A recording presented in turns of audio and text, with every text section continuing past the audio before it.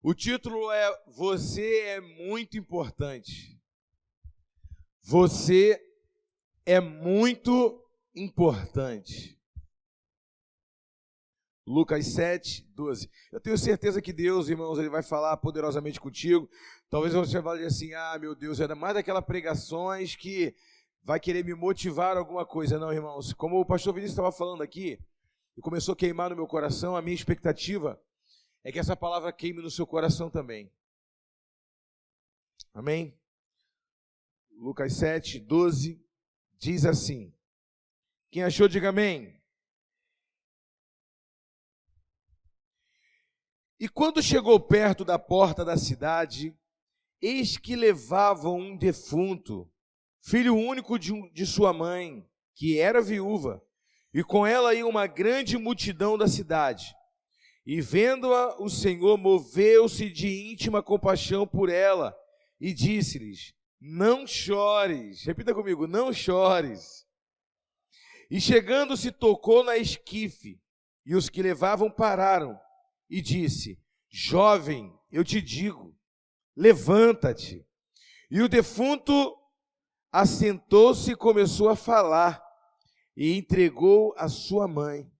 E todos se apoderou o temor, e glorificavam a Deus, dizendo, um grande profeta se levantou entre nós, e Deus visitou o seu povo.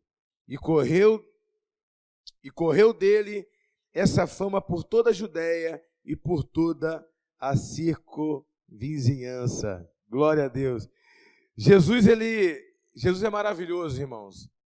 Jesus é maravilhoso porque Jesus, quando ele entra nessa cidade, ele entra na cidade de Naum.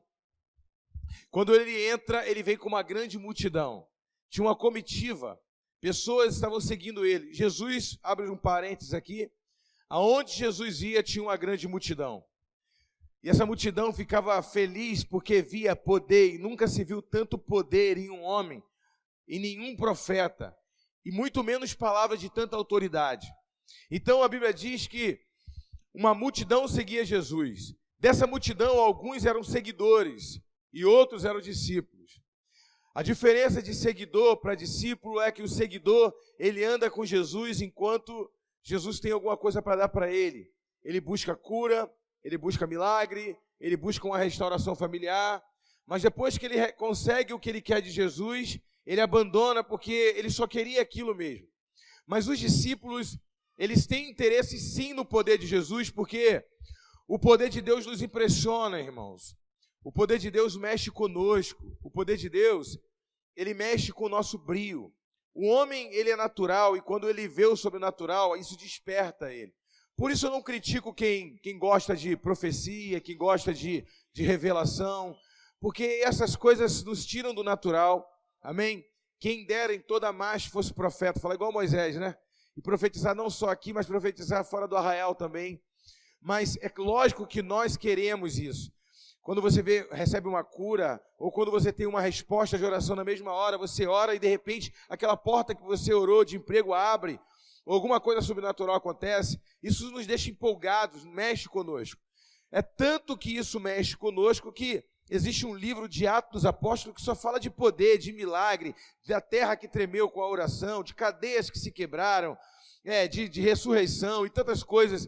Deus já permitiu que aquele livro fosse canonizado, já sabendo que nós precisamos disso. Precisamos sim. Jesus disse, errais por não conhecer as Escrituras e o poder de Deus. Então isso nos impressiona. Mas os discípulos de Jesus, diferente da multidão, diferente dos seguidores, os discípulos, eles gostavam do ensinamento de Jesus.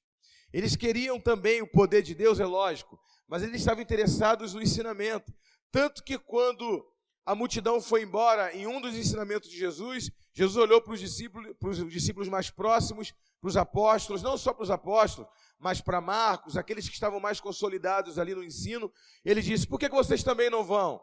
E Pedro disse, Senhor, para onde iremos nós? Só tu tem palavras de vida eterna. Ele está querendo dizer, para quê? Quem vai nos ensinar o que o Senhor nos ensina? Quem vai colocar no nosso coração essas palavras que têm mudado a nossa mente? Todo o entendimento que a gente tem. Então o ensinamento, irmãos, é para discípulo. Agora, quem só busca poder é porque gosta de ser impressionado, é mais místico do que espiritual, porque há uma diferença da pessoa ser espiritual, existe a diferença da pessoa ser espiritualista, e existe a pessoa mística. A pessoa mística, ela se impressiona e quer impressionar todo mundo com a sua espiritualidade. Mas a pessoa espiritual, ela entende que a espiritualidade é importante, mas a espiritualidade é para nos chamar a atenção para a palavra. Quem entende? Para o ensinamento. Toda a visão, todo milagre que nós recebemos é para nos impressionar e nos colocar para buscar o respaldo na Bíblia e nos chamar para a Bíblia. Tudo, a base da nossa fé é a palavra de Deus. Quem está entendendo isso, irmão? Essa é a base da nossa fé. E aí, Jesus tem uma multidão seguindo Jesus. Só que a Bíblia diz que o povo estava se condoendo daquela mulher, porque ela não era só viúva, irmão. A viúva, ela era viúva e era o único filho dela.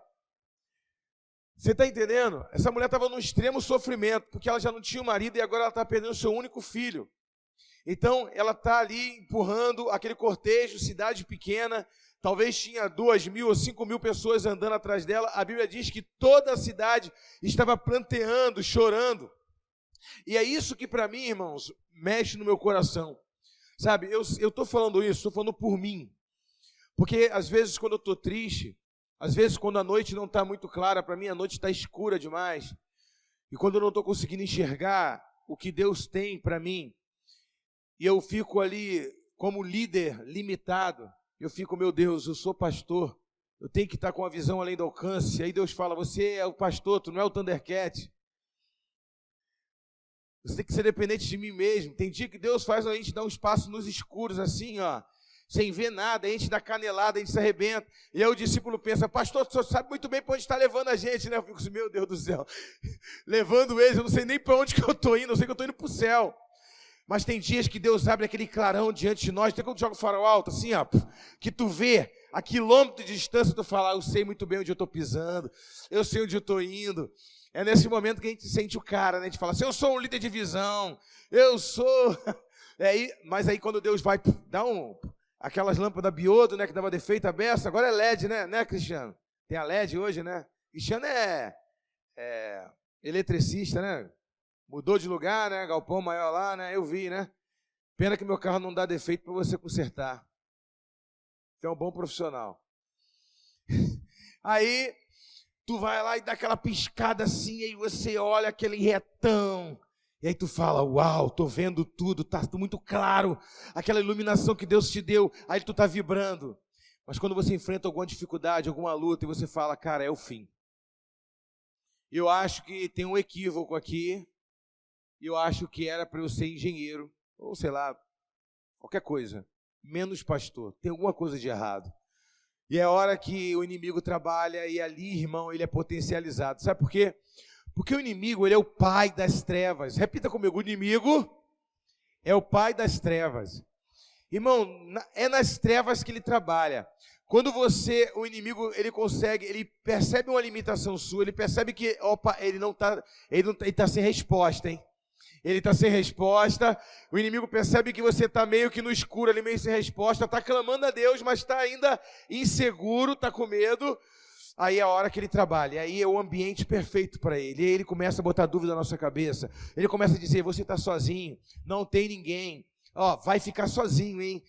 Cada um está tocando a sua vida, e tu está dando de bobo. E aí começa, sabe... E aí começa vários pensamentos. Porque quando você não está vendo, irmão, o pensamento ele funciona muito mais potencializada. Quem está entendendo? O pensamento ele fica acentuado. Está fluindo o pensamento. E aí imagina agora aquela mulher, irmãos, assim, empurrando, todo mundo empurrando o caixão, um dizendo, não chora, um chorando, o outro chorando, todo mundo chorando. Ou seja, quando um chora, todo mundo chora. Quem entende isso, irmão? Às vezes a pessoa está querendo ser forte ali, ela não está querendo nem chorar, mas a pessoa começa a chorar do lado. Eu vim aqui para te consolar, seja forte. Ué? Não é assim mesmo? A outra não está nem com vontade de chorar, mas só em ver outra pessoa chorar, ela já chora. A Bíblia diz que estava todo mundo chorando. E aí vem Jesus, irmãos, entra na cidade. E quando Jesus entra na cidade com uma multidão que seguia a vida, uma outra multidão seguia a morte. Jesus para de frente, eu fico imaginando, irmãos, aquela multidão, uma multidão alegre, vendo poder, vendo milagre. Eu fico imaginando uma multidão dizendo assim: ei, passa para o lado de cá, aqui tem poder, tem milagre, aqui tem cura, tem palavra de vida eterna. E outra multidão ali seguindo a morte, triste, desanimado. E aí, de repente, Jesus para de frente, olha para a mulher e diz: por que tu está chorando? Não, gente. Isso mexeu comigo. Eu não sei se essa palavra mexeu comigo. Por que mexeu comigo? Porque parece uma redundância. Parece que... por que tu está chorando? Não, Jesus, nada demais não. É que eu acabei de perder meu marido há pouco tempo e agora estou perdendo meu único filho. É só por isso que eu estou chorando. Sabe o que é mais incrível para mim? Que em todos os outros milagres, Jesus pergunta para a pessoa assim: você crê que pode ser salvo? Você crê que eu posso perdoar o seu pecado? Você crê que você pode andar? Você crê que você pode enxergar? Mas Jesus não perguntou para essa mulher: você crê que o teu filho pode ressuscitar? Sabe por que Jesus, ele não perguntou a essa mulher: você crê? Quem está ligado aí, gente? Sabe por que Jesus não perguntou? Porque existem momentos de aflição na nossa vida, irmãos, que nós não temos força nem para abrir a boca para falar. Eu já enfrentei alguns desafios na minha vida, claro que não foi nada comparado com a minha família, nada disso. Eu não sei nem como que eu reagiria em uma situação como essa. Por isso que talvez Deus nunca me permitiu passar. Deus conhece o limite de cada um e a força de cada um. Por isso que eu costumo dizer que Deus separa algumas pessoas na terra, que são pessoas que muito mais fé do que eu, pessoas que são muito mais resilientes e talvez amam até muito mais a Deus do que eu. Porque uma pessoa quando perde um filho, ou perde um marido cedo, ou a esposa cedo, ou perde alguém que ama muito cedo, ou passa problemas de lutas de saúde que não intermináveis, sabe? Essas pessoas, Deus prova essas pessoas, é porque essas pessoas têm muito mais amor para oferecer para Deus do que nós, que talvez nunca enfrentamos isso.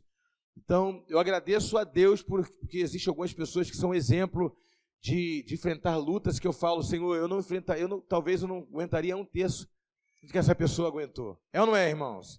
Fala a verdade. É luta. Então, se você está passando a luta hoje, eu quero deixar uma palavra para você. A palavra do Senhor para você é: não chore. Ou seja, por que você está chorando? Irmãos, se a tua luta, eu não sei a dificuldade que você está passando na vida agora, talvez o desemprego, talvez o marido está botando pressão, ou você está desconfiado de traição, algum trauma muito grande. Eu não sei, amado, o que você está passando, mas eu quero dizer uma coisa para você nessa noite.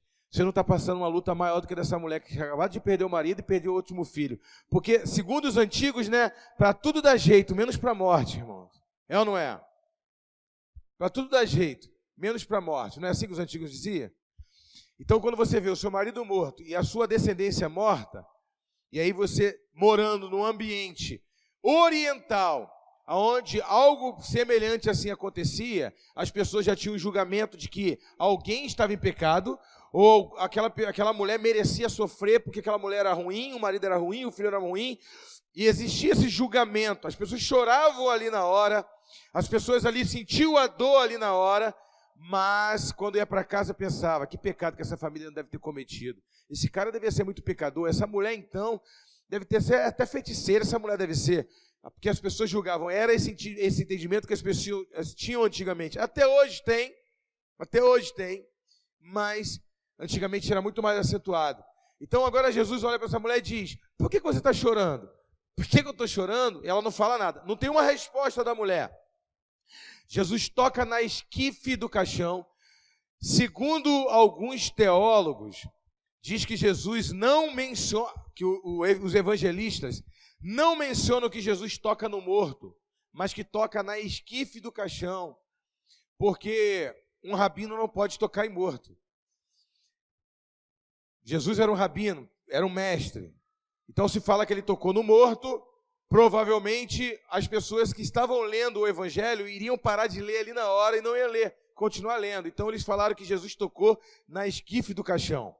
Pode ser que Jesus tenha tocado na esquife do caixão, Mas se Jesus tocou no morto, e eles disseram que Jesus tocou na esquife do caixão para nos escandalizar, porque Jesus tocou no morto, é uma incoerência, irmão. Porque quando Jesus tocou no morto, o morto ressuscitou, então não é mais morto.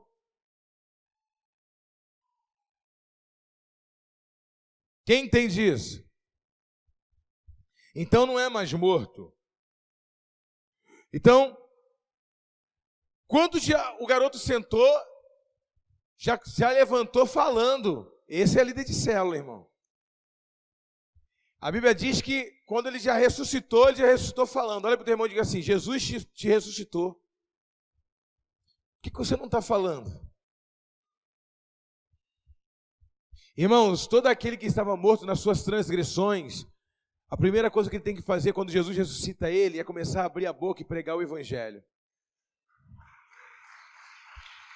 Eu vou dizer para você que esse jovem,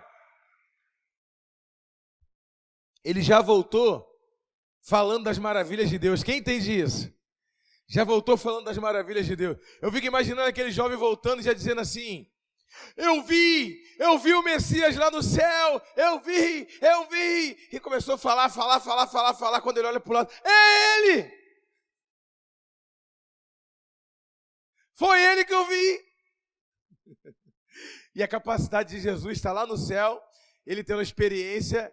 Eu estou falando que isso aconteceu, irmãos, é uma conjectura. Por que esse cara morreu já falando? A Bíblia diz que quando o povo foi batizado com o Espírito Santo, lá em Atos 2, eles começaram a profetizar e falar as maravilhas de Deus. Quando uma pessoa tem uma experiência muito grande com Deus, irmãos, ele começa a falar das maravilhas de Deus. Ele não tem tempo para falar besteira, ou fazer fofoca, ou falar mal de ninguém. Porque quando Jesus está fazendo uma obra tremenda na nossa vida, nós só queremos proclamar as maravilhas de Deus. Nós queremos pregar o evangelho, falar do amor de Deus. Não tem lugar para falar de crítica disso ou crítica daquilo, mas o nosso coração, se Deus colocar a gente perto de alguém na fila da lotérica, a gente prega o evangelho. Se for botar a gente na rua, na beira do campo de futebol, jogando bola com amigo, a gente prega o evangelho. Por quê? Há necessidade de falar, engrandecer e falar das maravilhas de Deus. A não ser que o camarada não ressuscitou ou não nasceu para uma nova vida. Porque se ele nasceu para a nova natureza de Cristo, o coração dele está queimando para anunciar as maravilhas de Deus. Agora as multidões, o garoto levanta e a multidão, irmãos, se torna uma só. Uma multidão seguia a morte, a outra seguia a vida. Agora existe só uma multidão glorificando o Senhor. Quem pode dar salva de palmas para o Senhor Jesus? Jesus era estratégico, irmãos. Eu não vou entrar na cidade nem uma hora antes, eu não vou entrar nessa cidade nem uma hora depois, eu vou calcular os meus passos, eu quero chegar no momento certo, porque eu não vou chegar ali e vou ganhar 3 pessoas não, irmão, eu vou ganhar uma cidade inteira através desse menino. Eu quero dizer uma coisa para você: se o teu filho ainda não se converteu, você pode ficar tranquilo, Jesus vai ressuscitar ele e junto vai vir uma grande multidão junto com o seu filho. O teu marido, ele já está no caixão. Que isso, apóstolo? Já está no caixão espiritual. Jesus só está vindo de encontro para tocar na esquife. Quando ele se levantar como líder de célula, um pastor, não prende ele não, irmão. Porque vai ser 5, 6, 7 células que ele vai querer dar. Tu vai falar para ele, tu nem para em casa. Ele vai falar assim, estou consolidando 10 pessoas, não dá tempo não, mulher. Deixa que Deus está fazendo a obra, não prende não. Amém? Deixa trabalhar para Jesus, amém, irmão? Porque tem gente, irmãos, que infelizmente, depois que Jesus ressuscita, ou tira o marido daquela situação, a vontade da mulher é, deita nesse caixão de novo.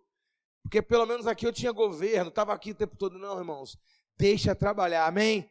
Marido que está aqui, irmãos, deixa tua mulher da cela, deixa trabalhar. Obrigado, meu filho.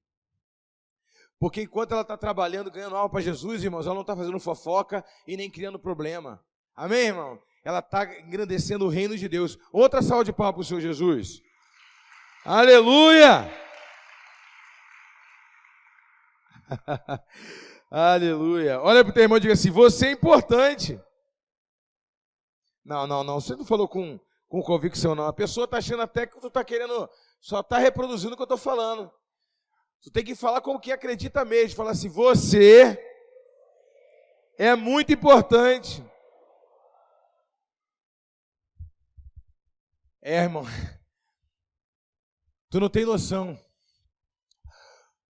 Hoje de madrugada, eu estava orando, ali na sacada aqui de casa, orando, olhando para o céu. E eu falei assim, Senhor, quem está prestando atenção na pregação? Aí atrás está dando para ouvir direitinho? Está dando? E eu falei assim, Senhor,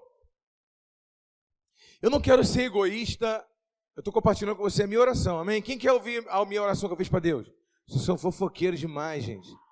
Vocês querem saber até da oração dos outros. Pelo amor de Deus, mas eu vou contar. Eu falei assim, Deus, eu não quero ser egoísta, não. Está tendo guerra, assim, o que eu vou pedir a Deus, o que eu estou pedindo a Deus, para mim é um milagre muito grande. Só que comparado ao que as pessoas estão vivendo no mundo agora, não é nada comparado ao que as pessoas estão vivendo. Então eu falei assim, eu me senti constrangido de falar isso com Deus, de pedir isso para Deus. Eu falei, Deus, eu preciso de um milagre assim, assim, assado. Só que antes, deixa eu falar com o Senhor. Não me interrompe não, porque eu gosto de falar muito. Rapidinho. Falei, Senhor, me perdoa a minha insolência e a minha inconveniência, Senhor. Está tendo guerra na Ucrânia, na Rússia, pessoas estão morrendo de câncer. Tem muitas coisas agora acontecendo para eu incomodar o Senhor com uma oração como essa. Na minha mente, eu sei que Deus está em todo lugar, irmãos. Eu tenho consciência de que Deus é onipresente, que Ele é poderoso. Quem entende isso? Só que é como se eu estivesse falando assim, Senhor, eu estou falando uma coisa parece tão mesquinho da minha parte, com tanta coisa ruim acontecendo agora, criança sem pai, sem mãe, porque bomba caiu em cima da casa deles. Mas é importante para mim. Então eu falei para ele, Senhor, é importante para mim. Eu também estou orando por essas famílias, eu estou orando pela Ucrânia, estou orando também pela Rússia, porque os soldados não têm nada a ver com uma inclinação, uma decisão de um governante. São pessoas ali de bem, irmãos, que estão com a arma e vão matar porque mandaram matar. Está entendendo? Estão ali como subordinados. Eu falei, Senhor, eu sei que o mundo está em guerra, está acontecendo um monte de coisa, tem cristãos sendo caçados aí em Oriente Médio para ser morto. Eu estou aqui no Brasil, tranquilo, né? E o meu problema é bem pequeno, mas assim, é importante para mim. Eu gostaria de pedir ao Senhor isso. E na hora, irmãos, assim, Deus, eu não estou dizendo que Deus tenha falado comigo, mas eu senti como se Ele tivesse falado. No dia que eu falar Deus falou comigo, eu vou falar assim, Deus falou, amém, irmão? Deus falou isso, isso, isso. Mas eu não estou dizendo que Ele falou, mas eu senti como se Ele tivesse falado no meu coração. Ele, Davi, aquela vez que você me pediu uma camisa do Fluminense, eu falei, mas senhor, a camisa do Fluminense é algo muito importante.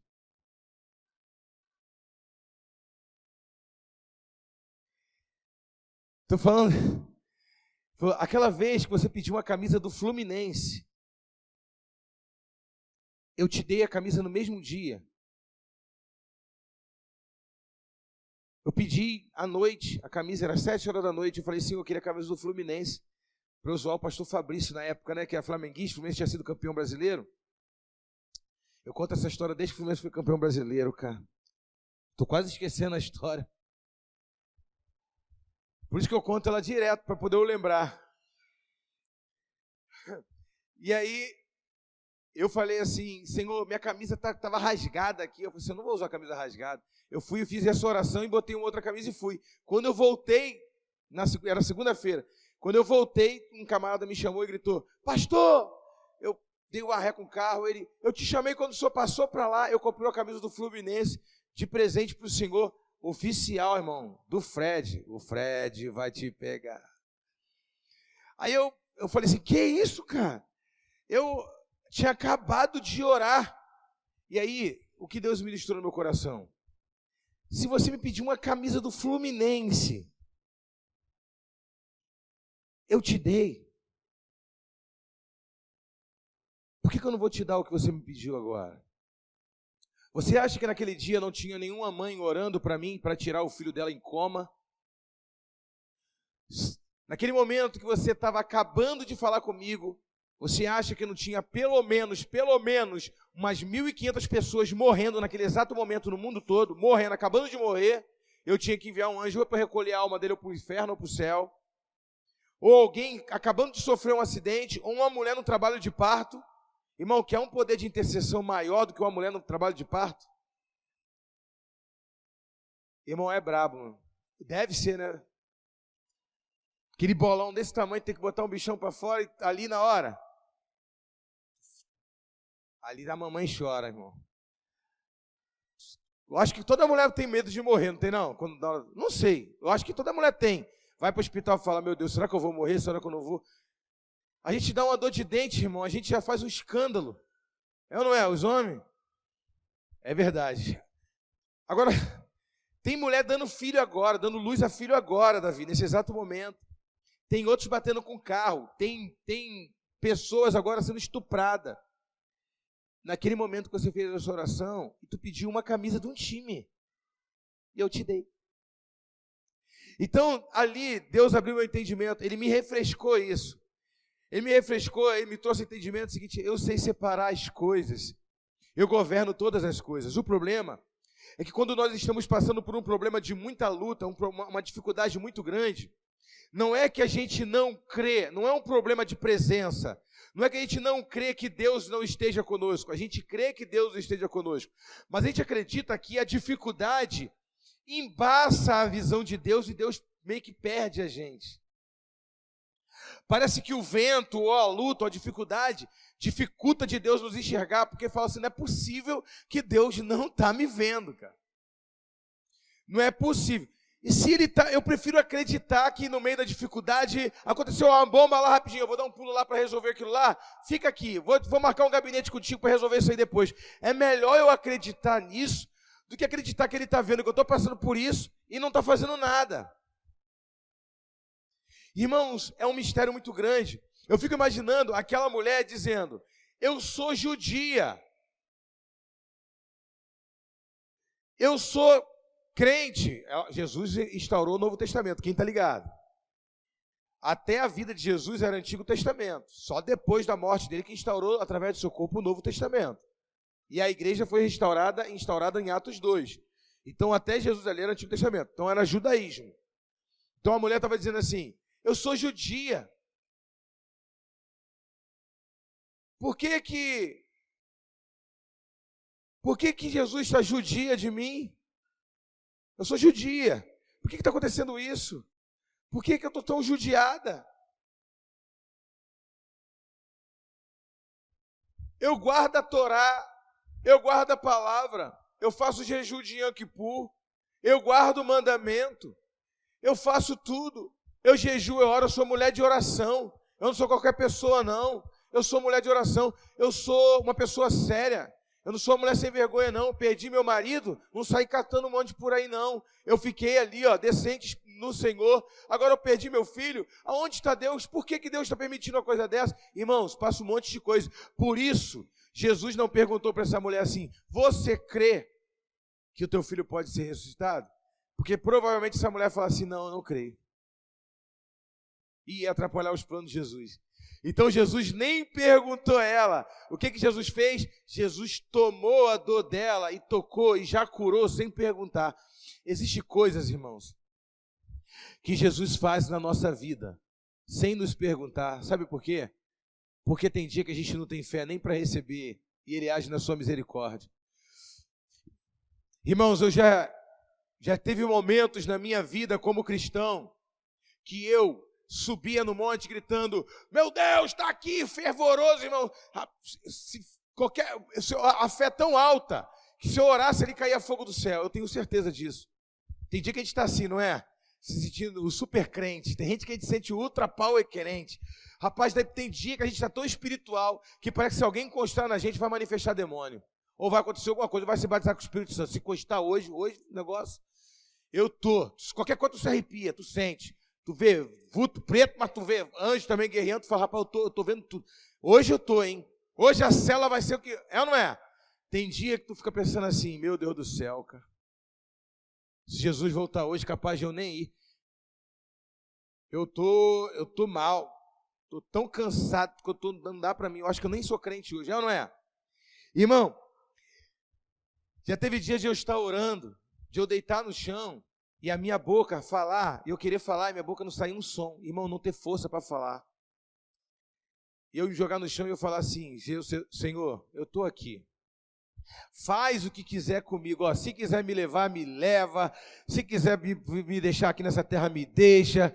Se quiser, estou aqui, mas olha, eu vou falar com o Senhor. Hoje eu estou entregue na tua mão. O Senhor faz o que o Senhor quiser comigo. Porque, olha, aquele cão morto que Mefibosete disse, por que tu te preocupas com esse cão morto? Tem dia que se sente assim. Eu estou falando de mim, amém, irmão? Se você está sempre em alta, termostato funcionando lá em cima, turbinado, bota a mão na minha cabeça e ora por mim depois, que eu estou precisando disso. Porque tem dia, irmãos, que a gente está mal, que a gente está para baixo, a gente fala, cara, não é possível. Agora, tu crê que Deus está contigo? É lógico que eu creio porque eu creio na estrutura da Bíblia. Agora, tem dia que você pensa que Deus perdeu você de vista. Tem dia que você fala, cara, está tendo muito problema no mundo inteiro, na Ucrânia, não sei aonde, Deus deu uma esquecidinha de mim. Não é possível. Essa luta que eu estou passando agora, e se Deus está comigo, então agora é o momento certo dele agir. Irmão, olha para o teu irmão e diga assim, você não sabe o momento certo de Deus agir. Você acha que esse é o momento. Os discípulos disseram para Jesus assim, Senhor, manifesta o teu reino. Quando que o Senhor vai manifestar o teu reino?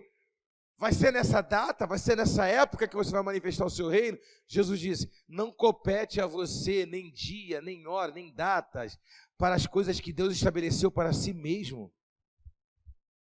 Se não aconteceu na sua vida ainda, é porque o que Deus está para fazer é algo muito grande, algo muito poderoso.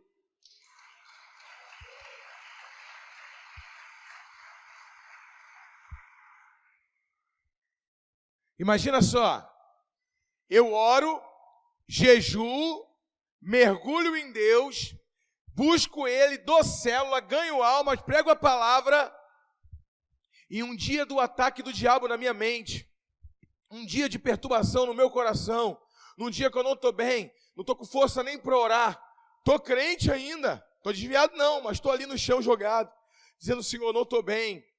Aí Deus disse, que pena. Está ali, caído, jogado, maltrapilho. Era hoje que era o dia que eu dar a bênção para ele, mas não vou dar, irmãos. Então, se Deus, que criou os céus e a terra, estabelece governo, tira governo, põe e depõe, o Deus que é soberano, ele sabia que o dia da bênção ia vir, nesse dia eu não ia estar mal, e ele mandou, no dia que eu estou mal, ele não queria me dar.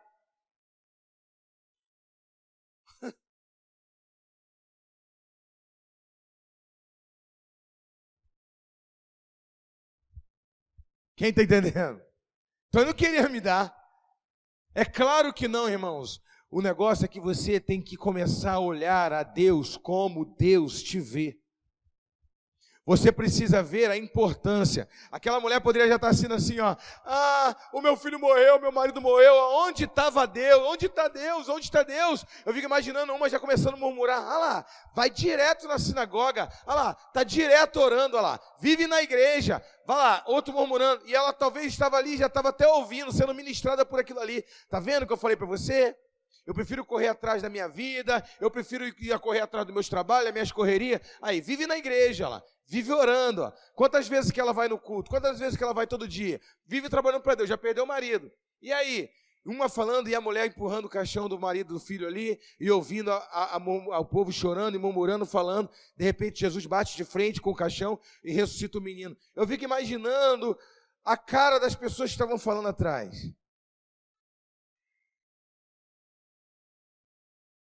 É mais ou menos assim, irmãos, quando Jesus faz a nossa vida. As pessoas olham para a gente e dizem assim, aonde está o seu Deus? Elas não dizem, mas elas pensam, ela vive na igreja. Só que a Bíblia diz que é melhor o fim das coisas do que o início delas, irmão. Você pode estar início, pode dar uma salva de palmas para o Senhor. Você pode estar iniciando mal, porque na nossa caminhada, Jesus começa a tirar um monte de coisa da gente. Tira o vício, tira o cigarro, tira nossas teimosias, e isso tudo ele vai nos tratando. E parece até que está dando tudo errado, né? Não, ele está te moldando para no final, no meio e no final, você terminar bem. Olha como que começa um crente e olha como que termina um ímpio. O ímpio termina com doença, termina sem a família, termina em depressão. A gente termina bem, feliz, com a roda, nossos filhos como o rebento de oliveira, a roda da nossa mesa, e sobe para o céu como? Tranquilex. Uma salva de palmas para o Senhor Jesus.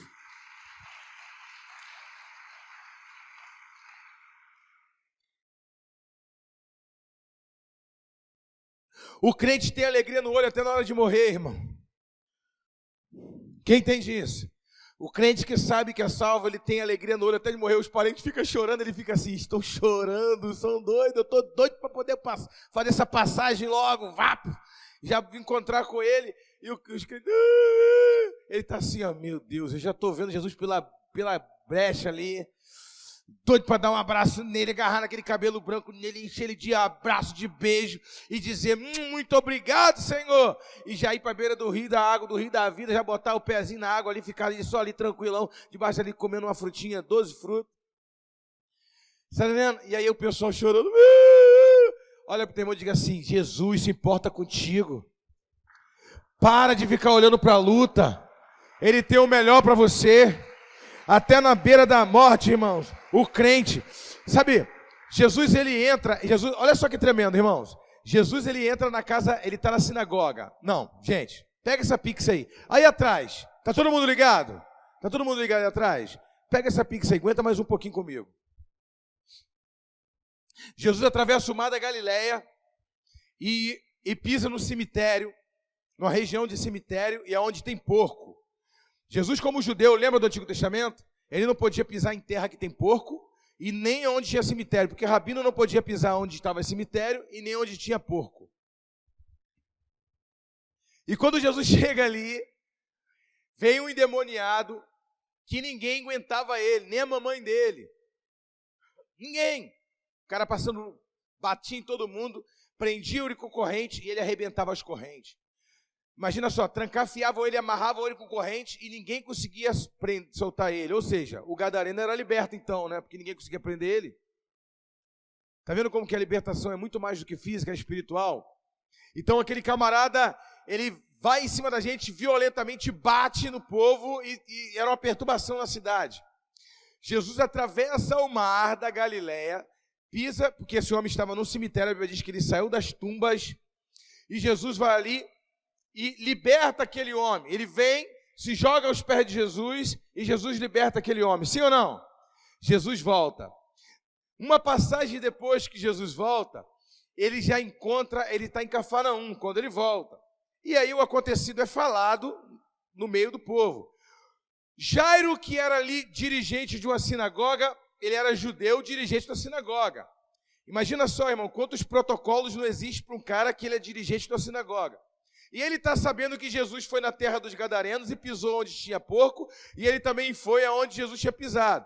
Aquele homem, diante da perda da filha dele, da morte da filha dele, a filha dele estava moribunda, ou seja, quase morrendo, ele quebrou todos os protocolos da sua religião, porque se Jesus vai na casa dele para curar a filha dele e não cura, ele perderia a filha e perderia o cargo na sinagoga, e seria rejeitado pelos judeus.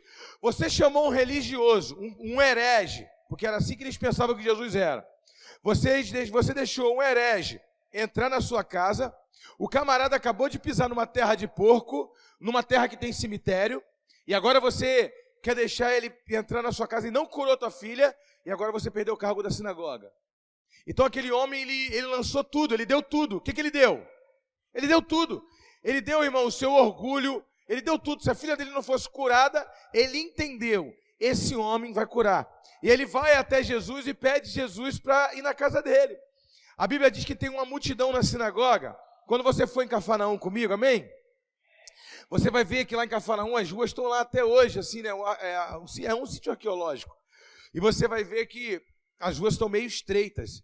E a multidão começou a comprimir Jesus, e Jesus indo para a cara da casa de Jairo para curar a menina, 12 anos a menina. E eu vou curar essa menina, vamos lá. No meio do caminho vem uma mulher que já estava de fluxo de sangue há 12 anos. Ele ia para ressuscitar uma mulher, uma menina de 12 anos que estava perdendo a vida. No meio do caminho tinha uma mulher que já perdia a vida há 12 anos, porque sangue fala de vida. E aí essa mulher, ela vem abaixadinha e toca na orla, ou seja, no tissi-tissi, eu já preguei sobre isso, que era aquelas quatro cordinhas que ficavam penduradas do talite de Jesus e toca. E é curada. Olha só que o nível dessa mulher. Ela teve fé? Sim, porque Jesus disse, filha, a tua fé te curou. Ela teve fé porque ela ficou sabendo que as pessoas que tocavam em Jesus eram curadas. Isso é testemunho. Então ela pensou, então se eu tocar, olha o que diz o texto. Essa mulher pensou, se eu ao menos tocar na borda da sua orla, eu serei curada. E ali ela vai abaixadinha, porque o tissi-tissi, aquelas franjinhas, representam a palavra de Deus.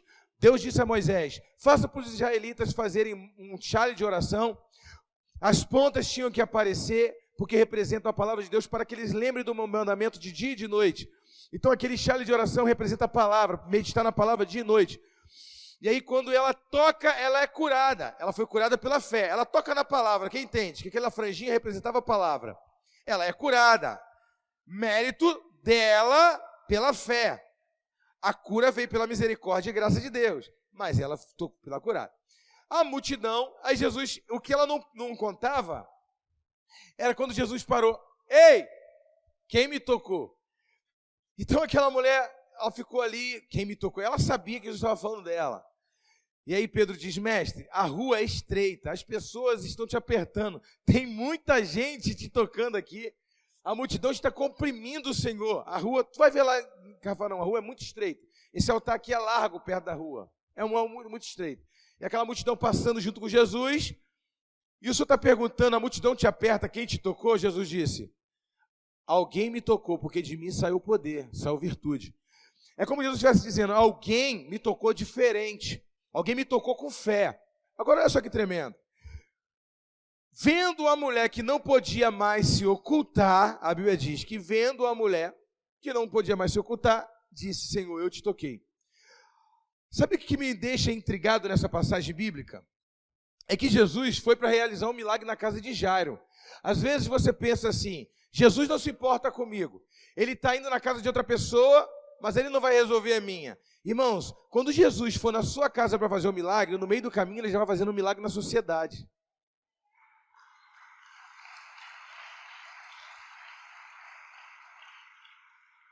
O outro algo mais incrível, mais impressionante que eu acho disso, é que Jairo talvez estava pensando assim, cara, eu não acredito nisso.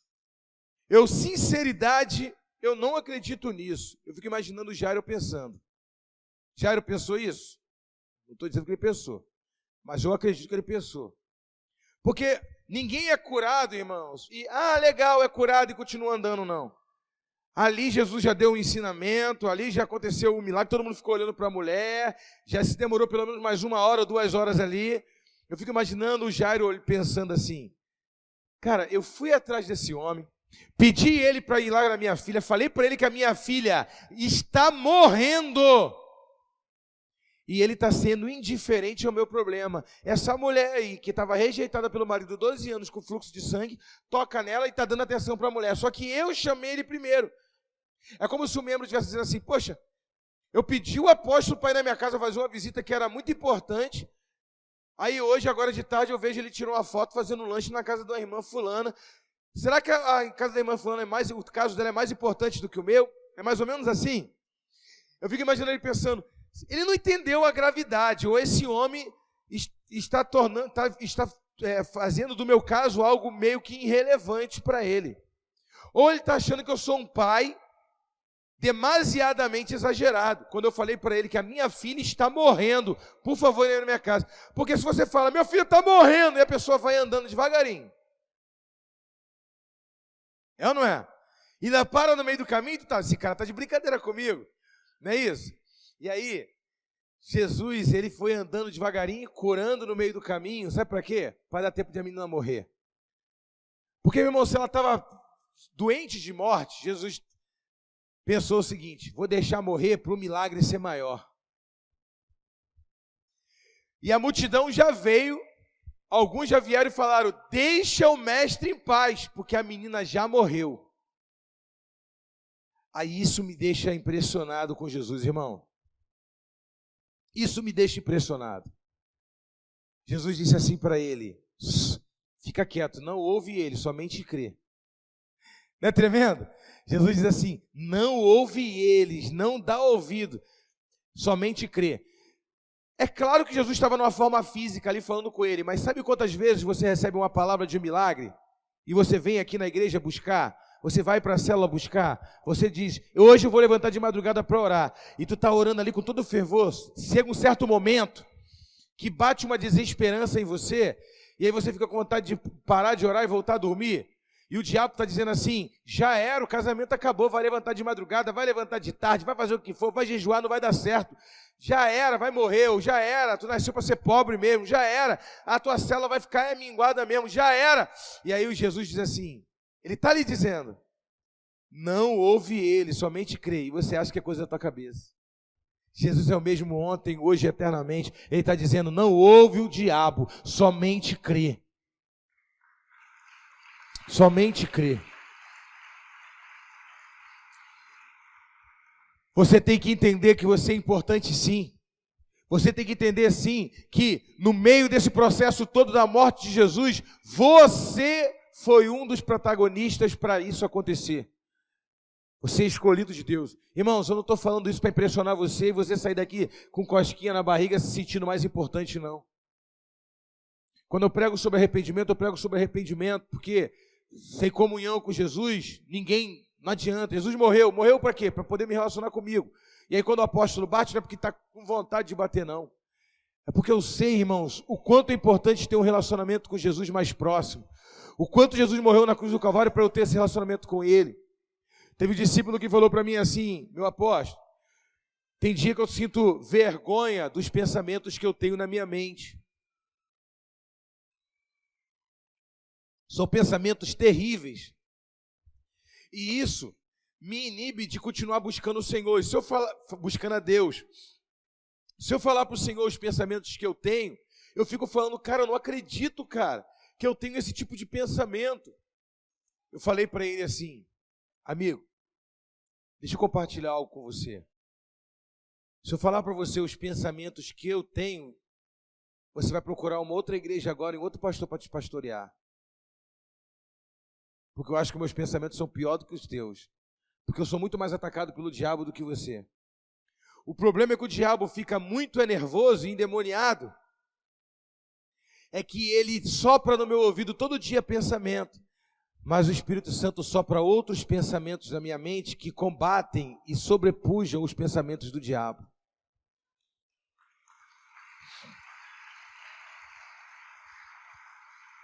Quando o diabo bota o pensamento de destruição na sua vida, alguma coisa, ou o pensamento de prostituição, ou de morte, ou de desejar até mesmo a morte de alguém, irmãos, a nossa mente ela não tem filtro.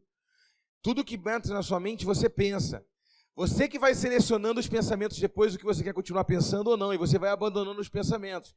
Então, se o diabo pensou, fez você pensar, desejar a morte do teu pensamento da vida de alguém, na hora você fala assim: Satanás, eu te repreendo no nome de Jesus, e eu profetizo agora a vida sobre a vida dessa pessoa. E aí tu fala: Senhor Jesus, sopra sobre a minha mente pensamentos de vida a respeito dessa pessoa. Porque o diabo, ele fala no seu ouvido e a voz dele se torna um pensamento. Só, irmãos, que eu acredito muito mais na benignidade de Jesus do que na malignidade do diabo. Porque se o diabo é maligno, muito mais Deus é benigno. Muito mais é a bondade de Deus do que a malignidade do diabo. Então eu prefiro ficar com os pensamentos do Senhor. E enquanto eu estiver vivendo nessa terra, minha mente vai ser invadida por piores pensamentos que existir nessa terra. Mas não é o que eu penso, é o que eu faço que vai contar diante de Deus. O pensamento vem, eu lanço o pensamento fora e eu falo: Senhor, o pensamento veio, e eu estou até me sentindo mal por esse pensamento. Mas eu gostaria que o Senhor me ajudasse a substituir esse pensamento pelo pensamento do céu. E que esses pensamentos não invadissem mais a minha mente, que o Senhor blindasse a minha mente. Eu quero te pedir perdão, é lógico, Senhor, por esses pensamentos que eu tive. Mas eu sei que esse pensamento veio do pai da malignidade, do pai das trevas. mas muito mais santo e puro é o Senhor para soprar sobre a minha mente agora pensamentos que enaltecem o Senhor. E eu começo a falar: Senhor, sopra sobre a minha mente pensamentos de paz e não de mal, pensamentos de vitória, pensamentos de conquista. E Deus, irmãos, começa a se manifestar na sua vida. Quem entende? O crente maduro não é parar de pensar: poxa, depois que eu me converti, eu ainda tenho pensamentos ruins, significa que eu acho que eu nem sou tão crente igual Beltrano. Enquanto você viver nessa terra, você vai sentir desejo de pecar, você vai sentir ira, você vai sentir coisas terríveis. Isso não significa que Deus te abandonou. Você tem que entender: o diabo vai ficar ali fazendo o papel dele enquanto você viver. Ele é o diabo. E ele vai fazer você pensar que você é igual a ele. Só que ele está atacando a tua mente, você não está vendo ele. Tu acha que isso é pensamento? Sou eu que pensei isso. Não, tu não pensou isso. Tudo que é maligno vem do pai das trevas. Então você entende, se eu pensei esse pensamento, é porque esse pensamento foi uma voz abstrata do diabo no meu ouvido. Então agora, eu repreendo a voz dele e fico somente com os pensamentos que Deus tem para mim.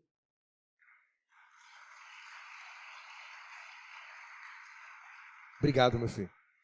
E aí vem o pensamento. Primeiro pensamento: Deus não me ama. Vou tirar minha vida, vou largar meu ministério, vou largar minha família, não estou aguentando, eu vou surtar, vou abandonar tudo. Vou mergulhar mesmo, acho que essas pessoas estão certas, vou para a bebida, vou para o álcool, vou para a prostituição, vou fazer mesmo. E aí Jesus disse para você: isso é só um pensamento do diabo. Resistir o diabo e ele fugirá de vós. E se o diabo quiser te enganar, dizendo que você não tem importância, querer diminuir a sua importância, eu quero dizer para você, e não é um jargão cristão para poder te motivar a caminhar mais uma semana, não. Eu estou falando a verdade. Isso é princípio de individualidade. Isso é um princípio de individualidade que a gente ensina na escola de líder. É um dos princípios bíblicos. Jesus morreria na cruz do Calvário só por você hoje. Davi, hoje tem gente morrendo sim na Ucrânia, mas eu estou aqui para atender os desejos do seu coração. Pode ser comer um sorvete ou chupar uma bala. Eu estou aqui para atender o desejo do teu coração, porque vai ter dia que o pessoal lá vai estar recebendo a camisa do Fluminense e você vai estar passando guerra aqui.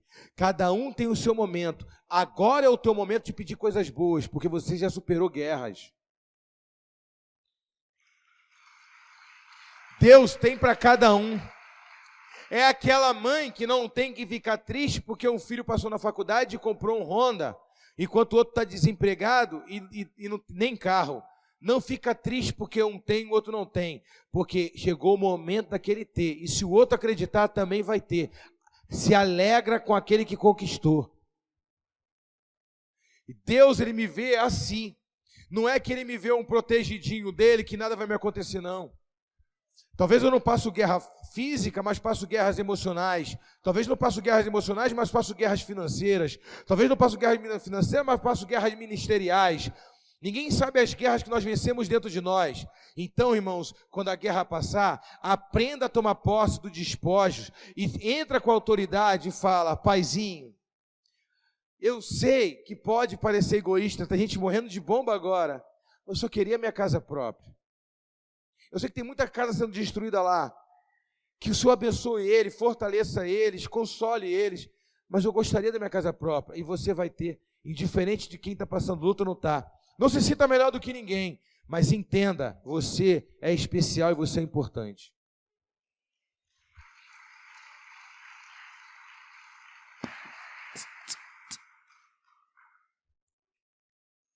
Quando Jairo chega na porta da casa dele, já tem pessoas cantando, já para tocar no funeral da filha dele. A Bíblia diz que o pessoal da orquestra que ia tocar nos funerais já estava lá na porta da casa dele. E a Bíblia diz que quando Jesus entrou para orar pela menina,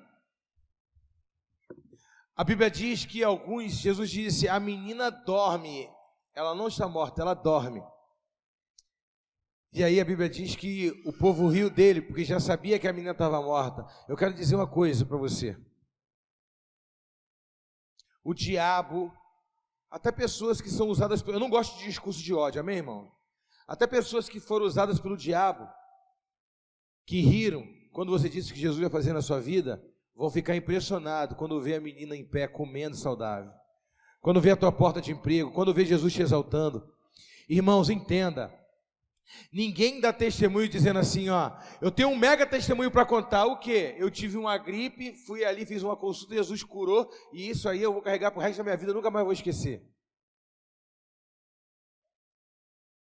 Mas eu já vi testemunhos assim, olha, eu fiquei com a minha célula aberta 5, 6 anos, 7 anos, não dava ninguém, eu pensei em desistir, discípulo me abandonava, eu jejuava, eu orava, eu ia atrás, eu consolidava, daqui a pouco eu ia de novo, e parecia que nada dava certo, mas hoje Deus me deu uma multidão.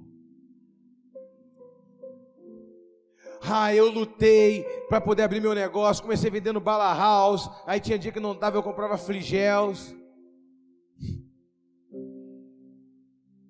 Quem te viu comendo fofura vai te ver comendo fandango, irmão. Eita glória! Quem te viu comer lobito e não te ajudou.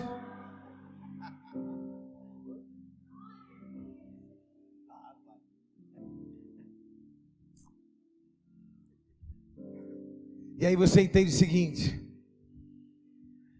eu sei por que eu tive que passar por isso tudo. Porque quando o discípulo passar uma luta, ele falar, já tem 2 anos nessa luta, minha líder. Tu fala assim, então se tu quer minha unção dobrada, a minha luta durou 6 anos, a tua vai ser 12. Se tu quer a mesma unção, falta 4 anos de luta ainda.